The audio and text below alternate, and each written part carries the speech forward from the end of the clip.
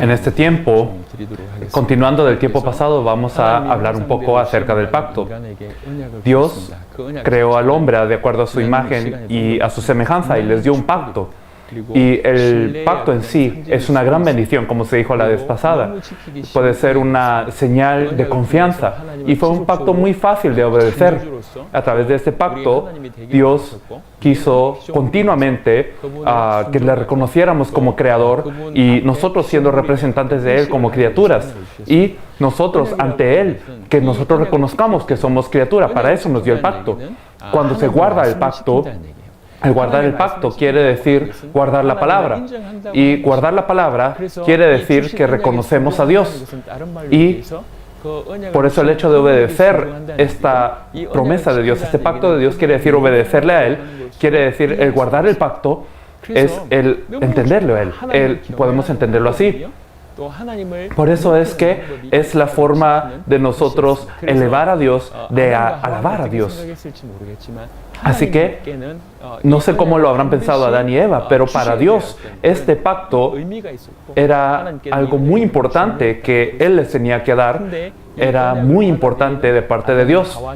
Sin embargo, Adán y Eva que recibieron este pacto, creo que fueron un poco diferentes. Por eso es que como resultado, si usted ve Génesis 3 lo sabrá, pero vemos que el pacto de Dios se rompe, se viola el pacto de Dios. Por eso es que en Génesis 3:6 dice que la mujer vio que el fruto era bueno, que era agradable a los ojos y que era codiciable para alcanzar la sabiduría.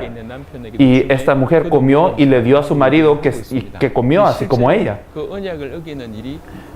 De verdad, vemos que se viola el pacto. El violar el pacto es algo tan grave que se pierde la imagen de Dios. Ese es el resultado. Y por violarse el pacto es que vienen todos los problemas al ser humano, a la humanidad. El violar el pacto, eso es el pecado en sí. Y el resultado de violar el pacto es considerable. Oseas 6:7 nos dice muy claramente que ellos, así como Adán, ellos violaron el pacto, allí prevaricaron contra mí.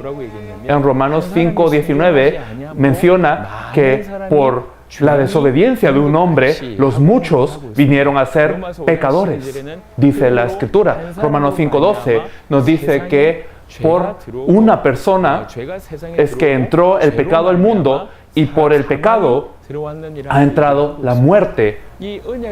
Eso es lo que dice la Biblia. Así que el violar el pacto es más grande de lo que nosotros pensamos. No es simplemente haber comido el fruto de la ciencia del bien y del mal. ¿Por qué es tan importante? Podría pensar usted. Pero el significado es más grave de lo que usted piensa. Para dar un ejemplo un poco infantil.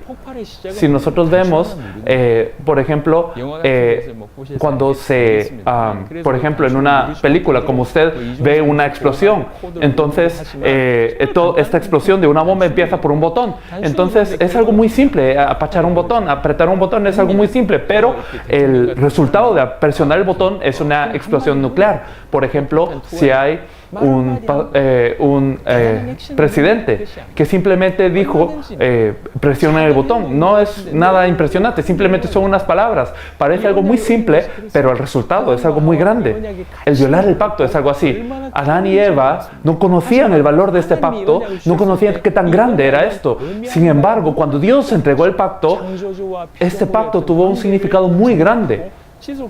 La relación del creador y la criatura fue rota. Él quería seguir siendo nuestro Dios, nosotros podíamos seguir siendo su pueblo. Era el único camino para hacerlo, este era el camino, pero se ha violado el pacto de esta manera. Como resultado de violar el pacto, podemos ver que existe el pecado. El violar el pacto en sí es el pecado y así entró el pecado en el mundo y como resultado entró la muerte. Y por eso es que Romanos 3:23 dice que todos estamos muertos, todos somos pecadores y estamos en muerte. Esta es la situación en la que estamos.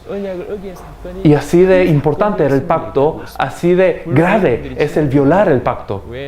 Claro, ustedes podrán tener muchas preguntas. ¿Por qué Dios sabía que el hombre iba a comer y por qué creó el fruto? Empezando desde eso, y podría decir usted, ¿dónde estaba Adán cuando Eva comió? Usted puede tener muchas preguntas de esto, pero la Biblia no da respuesta a cada una de estas cosas, sino en cuanto a la salvación.